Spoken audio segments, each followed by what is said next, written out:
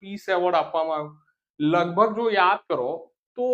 છેલ્લા 4-5 મહિનાથી જો જે ડોનાલ્ડ ટ્રમ્પ સાહેબ ખૂબ જ ચર્ચામાં હતા બટ જે વર્તમાનમાં જે નોબેલ પીસ પુરસ્કાર કોણ જીતે છે તો બી જે નોબેલ પીસ પુરસ્કાર છે એ જીતે છે મારિયા મચાડો જેઓ વેનેઝુએલાના વિપક્ષના નેતા છે હવે વિપક્ષના નેતા છે અને તેઓ જો વાત કરીએ બી નોબેલ પીસ પુરસ્કાર જીતે છે તો બી કહાની મજબૂત થઈ શકે રાઈટ તો જે મારિયા મચાડોજી છે તો બી એમને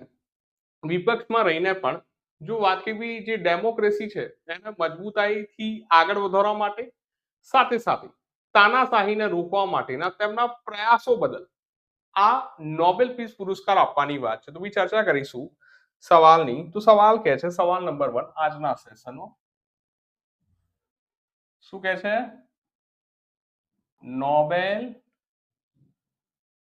પીસ એવોર્ડ